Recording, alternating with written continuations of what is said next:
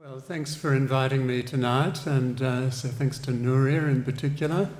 And I'd also like to join Lachlan in paying respect to the traditional owners of the land, past and present. The title I've come up with for the talk today, Walking the Line, Borderline States in Context. Let me just point to a few things in the title. It's useful to think of borderline states.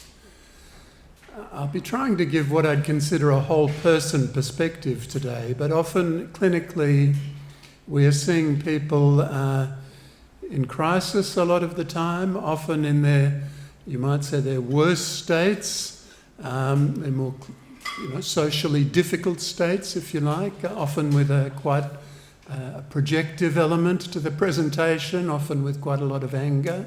So it can be difficult clinically.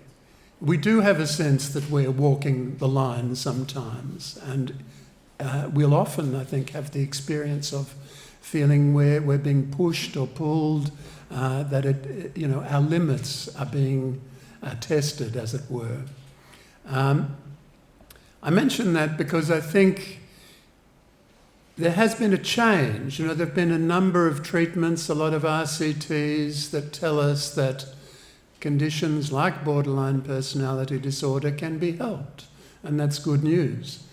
The Westmead program to which I belong was one of the first to publish in this area. However, I just mentioned there's another side to this kind of outcome study. Back in the late 1980s, when I was starting to train in psychiatry, expectations were quite low. People said personality disorder wasn't very treatable, really. So you didn't go in with great expectations, and if you could make a connection and start a conversation, you felt like you were ahead of the game, I think. When you have a lot of research that tells you you should be doing well with these people, well, it raises expectations. It raises the expectations of the patients as well, I think. And we should be a little bit cautious about that, because they remain a difficult group to treat. Certainly the more severe borderline patients or personality disordered patients are difficult to treat. You're not always going to be successful in your treatment, and I think managing one's expectations is part of trying to do a little rather than a lot necessarily, and I think that's a better attitude to have. And just a word on context as well. The context, even though we're confronted with a state, you might say, the context is always the whole person on the one hand. It's also the interpersonal environment, the network, the cultural network that the person comes from. So it's always larger than what we see at first glance, you might say. On the template that I use from the university for these talks, this was the learning objectives one. I'm not very big on learning objectives. I guess I'd hope I might get people to think about some things. So I call it themes for reflection. We're going to hear from Dominica a little about the importance of emotion regulation and, approaches like DBT. That's quite a central concept there. I guess the point I'd make there, though, it's a kind of an entry point, I think, one that you can often see common ground with patients, that this is something that you both agree it would be good to work on. But there's a question about what's the underlying problem as well, and whether one sees the problem just as emotion dysregulation. In our work, we would tend to see that a lot of people with personality disorder have a core dysphoria, a kind of distressing, uncomfortable mood state that they often can't really describe a time in their life before that. So that's why we would call it a core dysphoria, and we would see that as a central construct. I don't want to pick on Dominica, but I did notice in your talk, Dominica, that you used the term biosocial rather than, we'd often talk about biopsychosocial. And I think it's important to remind ourselves that when we're talking about psychological intervention, psychology, the psyche, refers to a mind, to a soul, to a spirit, to a whole person, in fact, to a whole person's experience. And, you know, we may do things that are helpful, but it's always going to be partial, it's always going to be a little incomplete. I'd also make the contrast between the medical model, which we use it for pragmatic reasons. It's a kind of way of systematizing, we can share an understanding, and people sometimes will identify with diagnoses. It can be helpful. But it sometimes can get us away from what things mean to people. And as psychologists or working in this psychotherapeutic field, we're always dealing with meaning. And I'd suggest that meaning is also a whole person concept. One that is based in feeling, which is an element of all states, all mental states that we deal with or we experience. One that involves relationship, and one that's developed through a conversation. It can be shaped through a conversation. So people change through the kind of exchanges that occur when we talk to each other. You know, talking is often undervalued, I think, but our lives are shaped by the exchanges we have with the people around us as we grow. And I'm going to just refer to this concept of worldview. People come from very different backgrounds. If you come from an environment which is inherently traumatic, where you're not getting nurtured, then the core of your personality will be forming around a different set of feelings to those that have a better experience early in life. The worldview that we develop under those circumstances, we take to be the facts of life. You know, this is the way people are. So as you emerge into life, children don't know anything different, do they? And so I think when you think about personality disorder, we're often dealing with a disturbed worldview, but one that is, although it's felt as a fact, is actually based on a set of feelings in experience. And it is potentially open to change, I think. It's not easy to change, but it can be changed. It's a concept that I think is also somewhat relevant to the intercultural conversations that we have, that people here in Starts will be very familiar with, I think, where people are coming from a very different background, often a very traumatic situation, and where we can't pretend really to see their worldview necessarily. You know, actually beginning to see it, beginning to understand, actually takes quite a lot of communication, I think, and is an important part of the work we do. They say that the personal is the political. I found this a pretty evocative photo of what we might call boat people. I use that term because it's become such a political hot potato in Australia, and it really has become associated with a group that are on the outer, that are not really accepted. Many people here would find that outrageous, but it is the situation that we're all part of in some way. There's a story here which is personal, but my father very much identified himself as a boat person. Now, this wasn't literally true, but the reason he identified in that way is that he came really escaping the Nazi threat as World War II was breaking out. So escaping from Europe, a member of a Jewish family, on a boat. And the boat got commandeered for the armed forces during the trip when the war broke out. So his trip was interrupted, in his case, only by about 3 weeks. He got on another boat, came to Australia, and finished his schooling in Australia and had a successful career.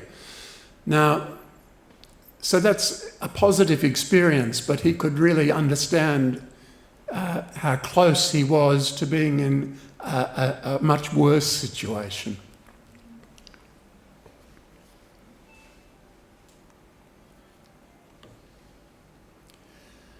So all of these things I think will be familiar to you. In refugees we see people who are dislocated, often whose major attachments have been disrupted, who've suffered terrible loss, but worse still, that they're often in dehumanising situations. And the authority figures, the people that have power, are often also a source of fear. So this is a situation where we get mixed up, where we might lose the sense of security certainly, but also a sense of who we are and what counts, what values matter. It's certainly difficult to feel any sense of belonging. And I think in that kind of description you might see a comparison to the notion of disorganised attachment, which is a central factor, I think, in the development of conditions such as borderline personality disorder.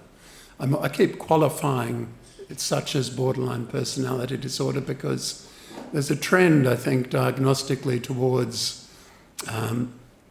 recognising that it's the more severe personality disorders that we're most concerned about clinically.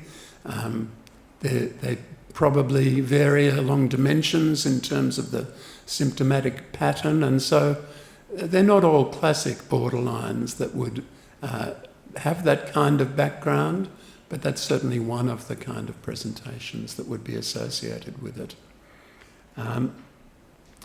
This slide may also be familiar to you, quoting the work of Sillev and Mayers. I just draw your attention to the title of that paper, The Mental Health of Refugees and People Who Seek Asylum. So the point I'd make here is that the word people, person, self, these kind of words we might take for granted, but they're not strictly speaking objective states or something we can measure. And again, I think in your situation at starts, you should be kind of familiar with that people can be treated as non-people, if you like. Part of the point of the article, I think, is that when we do treat people humanely, it actually is possible to help them generally, but you need to have a system that is supporting that. So again, there's parallels with the disorganised attachment. If you compare justice with the kind of inequality, really, that is inherent in having a bad start in life, and that is an inequality that's difficult to redress, then perhaps it helps us to empathise a little with people's situation. Of course, when you look at world history, it's a litany of conflict and genocide and terrible things happening. So there's a lot not to be proud of in humanity as well, of course. Man's humanity to man hasn't changed all that much, maybe. It certainly still happens. It's a strength in health practices that we endeavour not to pass moral judgment. And one of the ways that we do that is to try and look objectively at situations. And that can be quite successful in many ways. But there's a bit of a risk of being turning a blind eye to what things mean to people. And concepts like trauma are meaningful. There's a trend within classification systems towards greater recognition of trauma. So if you look at the DSM over the last 40 years, as you would know, PTSD was only introduced around 1980. So it was the first time trauma was officially part of a classification system.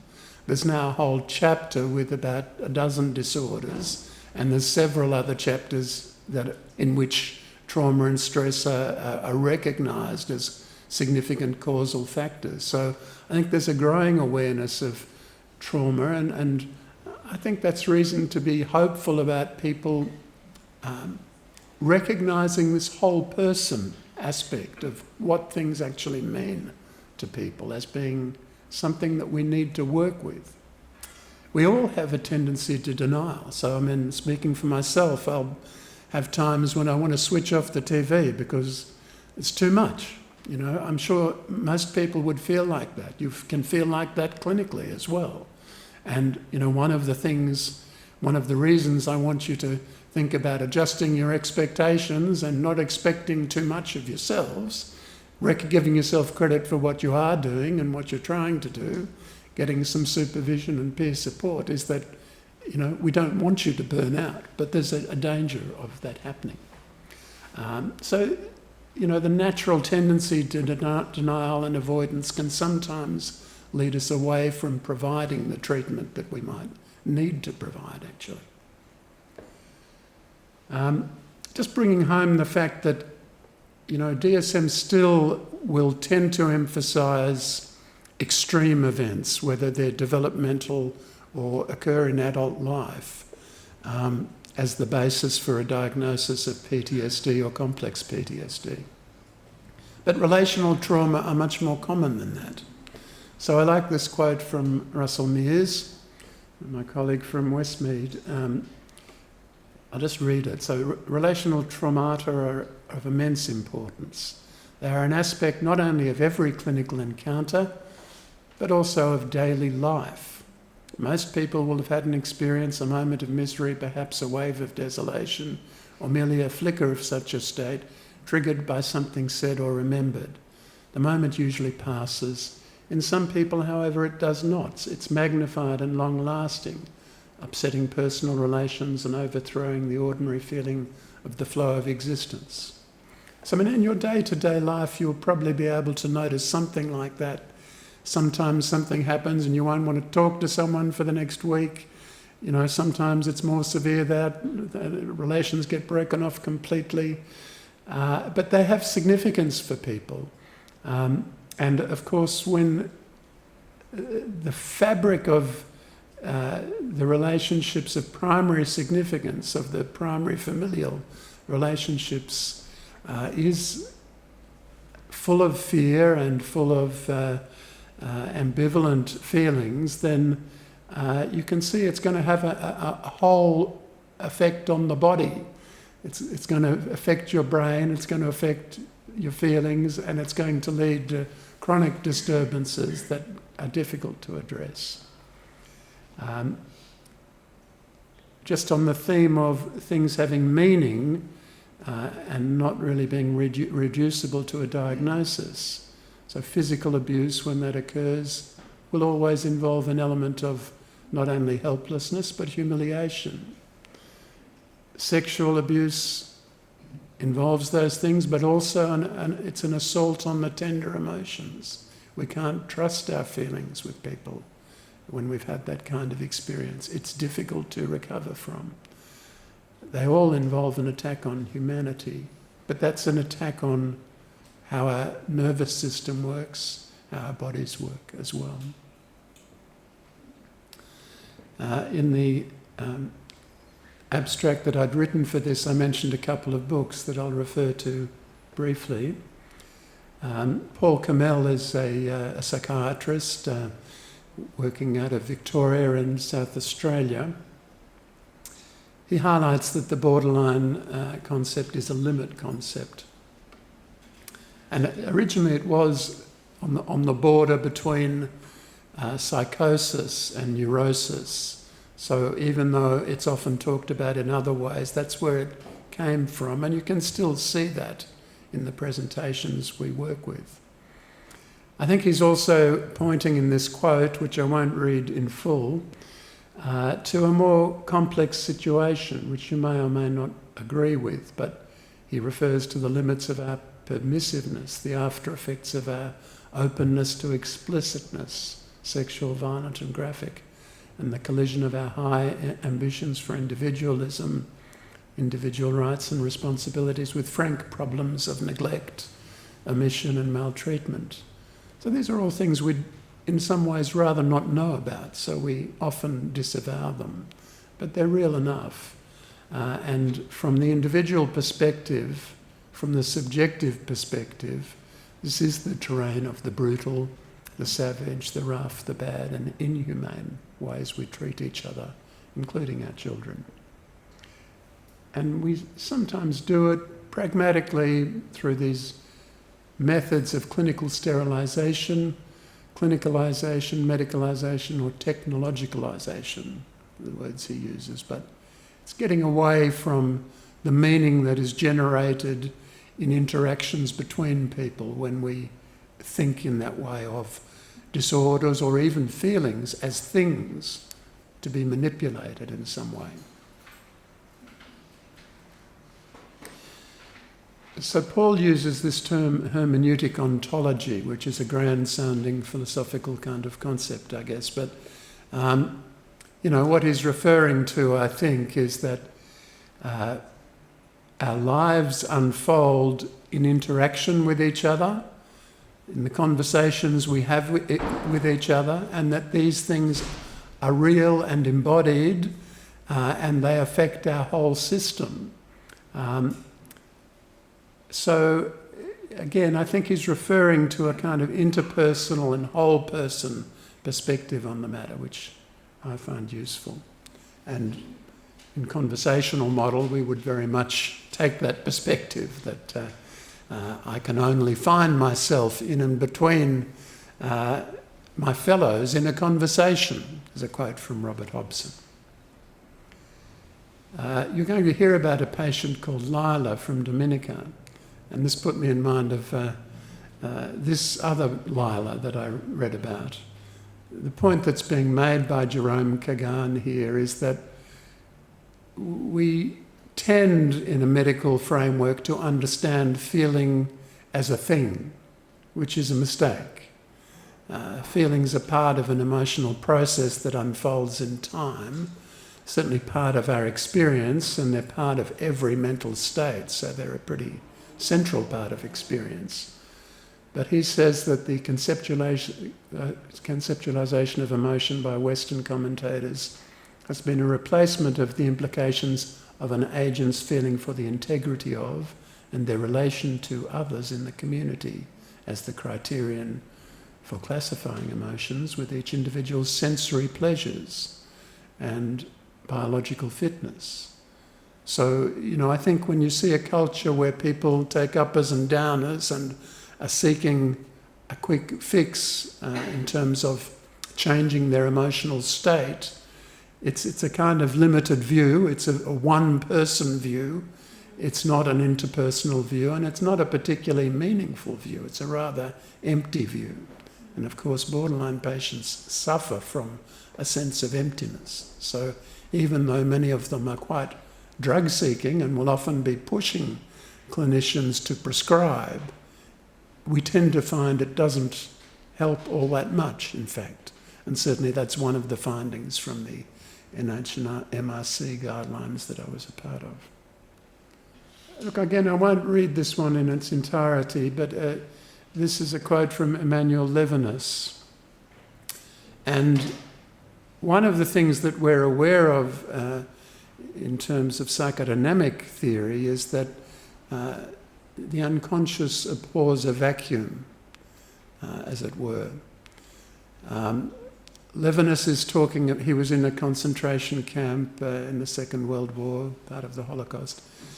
So he's coming from that perspective, where he was in a dehumanising environment, where there was a situation of real horror, I think it would be fair to say. But this manifests as a sense of a presence, if you like, within the experience. So there's this rather vague term, there's something there that's really uncomfortable, but it's not a nothing, and yet it's arising out of this sense of dehumanisation. In our own work, looking at borderline patients, we did a study where we looked at the number of patients that report hallucinatory phenomena. And that number's quite big. I think it's very big in people that also have traumatic experience, PTSD, particularly those that dissociate. So it's probably pretty familiar to the clinicians here. It takes a form. So the kind of hallucinations that are more typical in this group often would be a whole person. It often had some significance in terms of the person's background. Might be someone from their background, or it might be symbolic of someone in their background. So it wasn't quite the same as the more typical situation in a schizophrenic presentation, where it's often very hard to make any psychological sense of the hallucination. And these were people that could still be worked with. Often they would keep it a secret that they had these experiences because they knew they might get hospitalised or put on medications that they didn't necessarily want to take. This poem, I won't read it all again, but by Edgar Allan Poe, himself a man who had problems with addiction, probably personality disorder, but famous in the world of literature for his horror stories, really. I think this is quite an evocative poem about what it is to be different. And again, in a way similar to Levinas, it starts with from childhood's hour, I have not been as others were, I have not seen as others saw, I could not bring my passions from a common spring. But it ends with the demon in view. So what is absent, what is missing in the person's life actually takes on a form in this way, you might say. And patients in this group are often haunted, not only by the trauma they have suffered, but also by the things they've done themselves, as in this quote from Zanarini and Frankenberg. A house haunted by the memories of what others have done to them, but also what they in turn have done to themselves and others. So I think there was mention by Lachlan of, sometimes having to help people that have perpetrated abuse as well as those that have suffered it. If you're looking at a military population, it's a bad prognostic sign when people have killed people. They actually do worse symptomatically. So, there's always two sides in traumatic situations, and as clinicians, we often have to treat both of those sides, and they are often occurring in the same person. There's another study that we did on harm avoidance. So harm avoidance is one of Cloninger's temperamental constructs. There's harm avoidance, novelty seeking and reward dependence, all of which have somewhat different neurochemical transmitters and different parts of the brain involved in them. Now, it was predicted originally that borderline patients would score low on harm avoidance. After all, they harm themselves a fair bit, the reasoning went. Actually, we found in our group that they score very high, so the normative readings are between about 15 and 18 in all of these different subgroups. And you can see they're kind of off the page a bit in terms of having high harm avoidance scores. This actually suggests that there's an effort at avoiding harm, and I think it probably needs to be understood when you see people still actually harming themselves, that the internal pain that's being experienced is such that it's a relief to hurt. The pain of the cutting or whatever it might be is less than the emotional pain that they had been in. I think it's a useful perspective to have, and there's evidence that bears that out. It's really just another representation of that. We did find that over 12 months these scores actually improved a bit, so that's interesting as well. Technically temperament's not supposed to change that much, and yet there's a suggestion that it does. Now, if you read Cloninger, his theory would have it that things that are emotionally driven are temperamental. The point I'd make, though, and I think I might have highlighted already, is that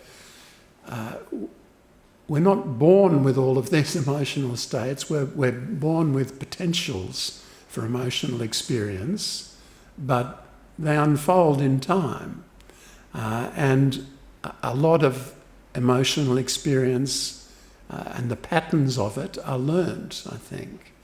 And there's potentially, I think, can be modified as well. So I think temperament may be a bit less of a fixed construct than it's been portrayed.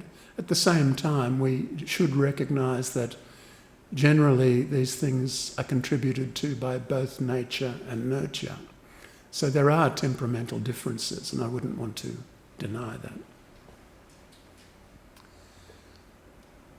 I've highlighted already that we would see core dysphoria, and others have also really seen the borderline construct in this way. So Zanarini, Russell Mears, Drew Weston all talk in this way about the affective core. And, you know, if you think developmentally, then we would develop an affective core after 2 or 3 months of life. So it's really very deeply embedded in who we sense ourselves to be. And if you're dealing with something that's really quite difficult to contain, then perhaps it's not surprising that you have worse than death experiences. I think we'll hear something of that sort from Dominica's patient, but also from that paper that of Sillev and Mears that I referred to. So with the refugee population, I think it would be quite common for people to say, you know, it would be better to be dead than to be keeping going under the circumstances I'm living in.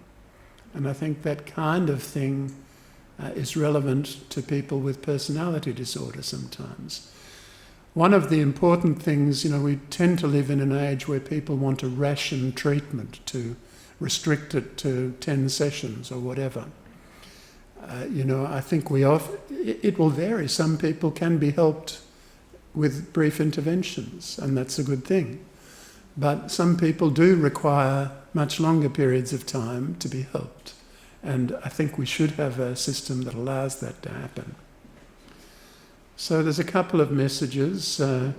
One is that sometimes if we get too medicalised, we can overlook trauma and what things actually mean. And that can be an elephant in the room. But also that if we think in terms of a developing person, of a developing self, well, the needs of that person, the needs to talk, to connect, to be in relationship, are part of what will make a difference eventually for them. So the self can be overlooked as well, can be another elephant in the room. I'm probably running out of time. I can see I am, so I'll try and be quick if that's all right. Maybe another 5 minutes. Is that going to be okay? The second book that I'd mentioned in the abstract was this one by Potter, who's a philosopher, one who's worked clinically as well. And she talks quite a lot about the anger of the borderline patient. And you know, that would be familiar. Often we have to kind of wait till people calm down. We help with the emotion regulation. But I guess there's a danger that we then overlook the anger, would be the point that I'd make. She talks about giving uptake, is a phrase she likes to use. By that she means taking seriously that there are reasons for the person to be angry. And often they're developmental, often they might be out of proportion to the immediate situation. But ultimately, you need to spend the time with the person to hear that and respond to it, and to validate, often, that experience. So it's not just a matter for waiting for people to calm down. So we've talked about complex post-traumatic stress disorder. I'll just make the point in relation to this that whilst, yes, we do need to recognise these terrible situations of torture, slavery, genocide, etc., a lot of trauma is more in the category of the relational trauma that I referred to earlier.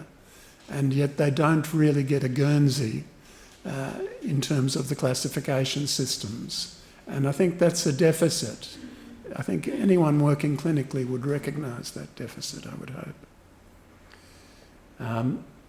When you think developmentally of the impact which you will see in the still face experiment, just the momentary lapse of responsiveness can hit the infant like a brick sometimes. So you can see how sensitively attuned people are, and how much people are having to adapt when they're in circumstances where they're not getting that kind of responsiveness. So many of the responses we see and make diagnoses and call disorders can be seen as being normative from a certain perspective. It's good that we're more optimistic about treatment, but we should be a little bit circumspect and not expect too much. I get concerned. I mean, you might be aware in the DSM-5 that personality disorder is no longer on a separate axis, so we don't have axis 2 disorders anymore. Some people say that will raise the status of personality disorder as being as important a disorder as other things. It also might have the effect that people tend to make other diagnoses and not think about personality, so I have some concerns about that development. You'll also hear that a lot of people are saying that structured therapies are the way to go. They may be, but from a conversational model perspective, I'd say that you can do a lot of structuring through a conversation, and being reliably present, being active in that relational role, and seeing responsiveness, not just listening, as part of the role, will go a long way, I think, to providing structure. So I don't think there's anything magical about structure, and sometimes it gets used to dismiss treatments that are actually more focused on meaning and the specific needs of individuals over a longer period of time, and that would be a shame if that became normal practice. We shouldn't forget about other things that are helpful as well, and it's not only talk that is helpful. When I say beware of the heroic treatment, I think where people do get into trouble is where they feel it's all up to me and I'm not part of a system, not part of a team. I think that gets you into dangerous territory, and I would caution against that. We're trying to develop a stepped care program, and I'll finish on this note. Joel Paris has run one of the more successful stepped care programs in Montreal. He borrows from other approaches, notably DBT and the concept of radical acceptance as a prelude to getting a life, as he puts it. But it does provide a range of options for people, from a short intervention up to about 2 years of intervention. And people can re-enter the program for that matter. So I think it's a program that probably does go quite a way to addressing needs. It's always a problem in the public sector as to how to meet the need. So I think the stepped care has something to offer. Humanity works. The trick is to be in that number. And that's the difficulty many people face. All of this is everyone's business. Some of you will be suffering vicarious trauma in your work. You need to look after yourself, supervision, peer review, not being isolated. On many readings, a large proportion, maybe up to 90% of the people we see, have a significant history of trauma. I'll finish there. Thank you.